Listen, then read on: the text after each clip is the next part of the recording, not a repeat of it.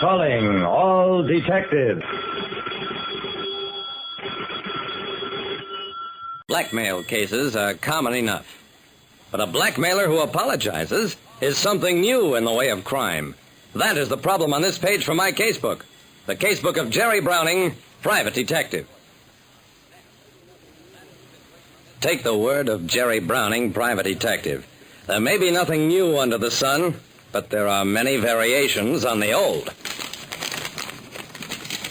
I put the letter back into the envelope, pushed it across my desk to my prospective client, Warner Ellis. Mr. Ellis, this is a standard blackmail letter. I advise against paying. I also advise going to the police. I see. Mr. Browning, I haven't told you the complete story.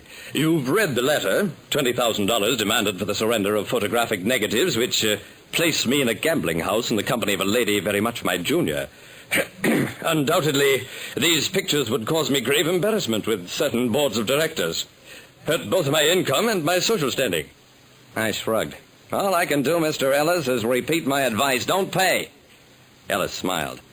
I'm afraid you don't understand, Mr. Browning. I don't have to pay. You see, 2 days after I received the demand for $20,000, I got another letter enclosing the negatives in question and apologizing for the previous demand of blackmail.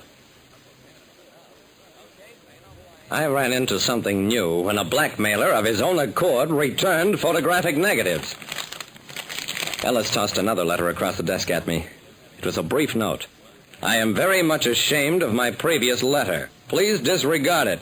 Enclosed are the negatives in question. The letter was unsigned. I suppose there could be copy negatives, but that wouldn't make sense. Frankly, Mr. Ellis, I just don't get it.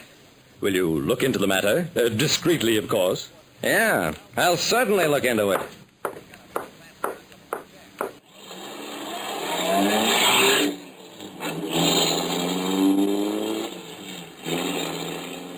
After thinking it over, I did have some ideas.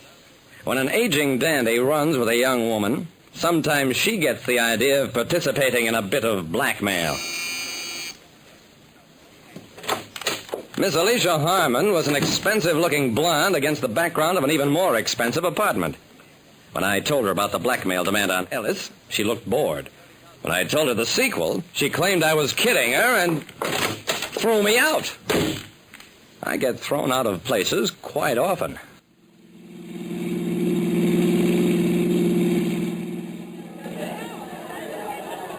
Ricky Favor's Lenox Country Club was such a classy joint that they didn't frisk you for a gun on the way in.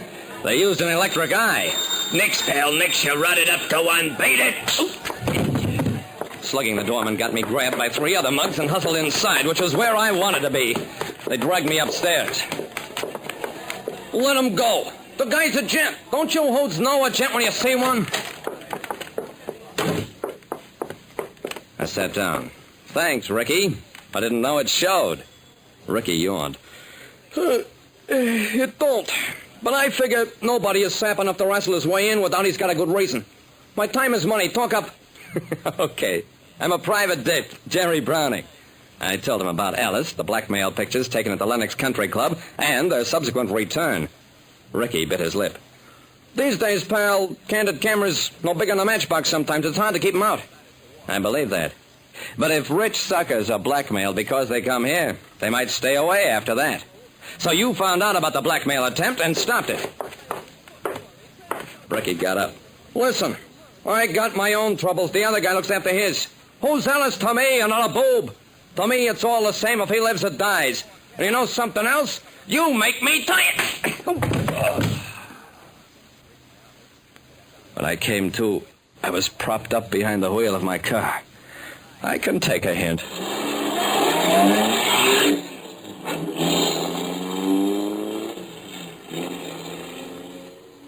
I went back to my client, reported no progress. I can understand Ricky being annoyed. On the night in question, I won $3,000. Oh, now you tell me. And what about this Alicia Harmon? Is she above blackmail? Definitely not. But she knows I don't have $20,000, nor anything remotely approaching that sum. But your winnings, your board of directors job, social position. My creditors got that. Really, I owe a great deal of money to all sorts of people. For the rest, my family name is good in this city. It enables me to live comfortably. But everybody knows I have no money whatever.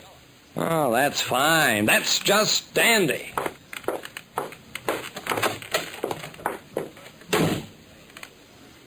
I went back to my office and brooded.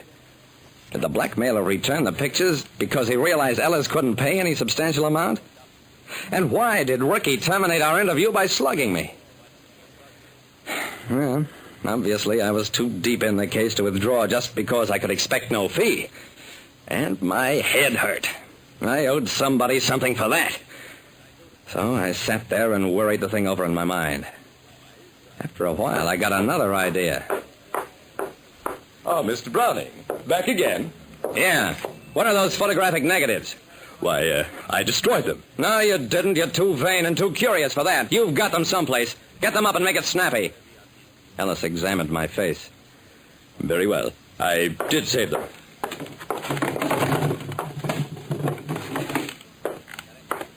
Okay. Now let's go. To police headquarters, to the crime lab.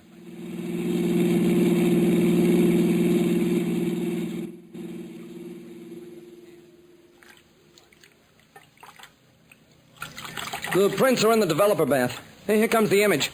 It just looks like Ellis and the Harmon girl at a roulette table. Gonna put him in the hypo now. I don't think we've got anything here, Jerry. Oh, wait. I want a fractional enlargement, the faces of the other people around the table. Can you pull the negative up to 20 diameters? I sure can try.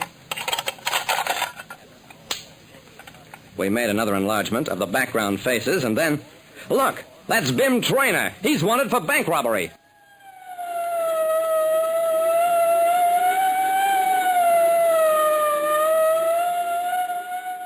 They raided the Lenox Country Club and found Bim Traynor hiding out there.